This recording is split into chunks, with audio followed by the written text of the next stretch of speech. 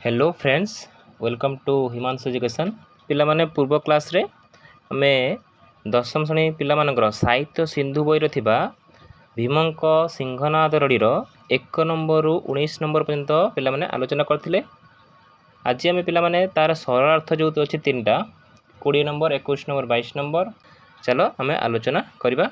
20 number प्रथम सरलार्थ आमे आलोचना करिबा।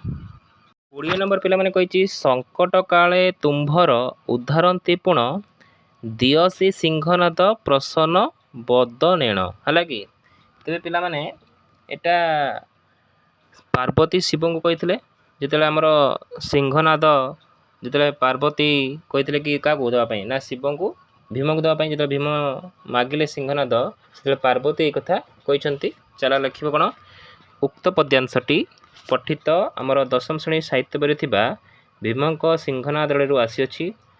एठारे कवि किए ना शारदा दास कौन ना पार्वती किपरि पांडव को सिंहनाद प्रदान करने उचित बोली शिव को परामर्श देते एटी वर्णना करछंती। पिला माने लिखियो आ गोटे पारा करी लिखियो सिंहनाद प्राप्ति उद्देश्य भीम शिव को संतुष्ट करने को ध्यानस्थ कले माने ध्यान कले। भीमंक ध्यान रे ईश्वरंक आसन टळमळ हैला।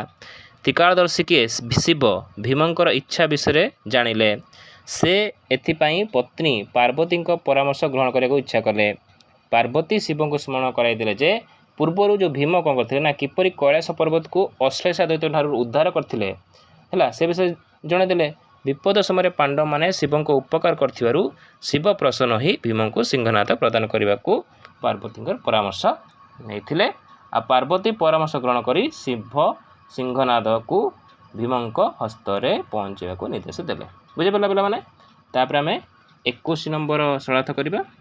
21 नंबर पिला माने कहिछि काळानळ जाणी विकासी सिंहनाद ज्योति आदितहु सतगुणे तेज विकासंती। काळानळ डट डट विकासंती लिखि देबो। ता सिबला उक्त पद्यांशटी जो हेडिंग करिवो उक्त पद्यांशटी साहित्य सिंधु दशम श्रेणी साहित्य सिंधु बही थिबा भीमंक सिंहनाद रड़ी विषय आसी। एठारे कवि किए शारदा दास सिंहनादर तेज विषय वर्णना करछंती। बुझला पिला माने तेबे आ गोटे पारा करी लिखिबो शिवंक आज्ञा पई सिंहनाद गति कला बेले सहस्र मर्त्य भुवन प्रचंड शब्द रे कंपिबा को लागिला। प्रचंड बेगरे पवन बहिया को लागिला। यह सूर्यंक ठारू शतगुण तेज रे ज्योति प्रकाश करी आकाश मार्गरे गति करुथला। सिंहनादरु भयंकर अग्नि निर्गत होई चारिडे विच्युत हेउथला।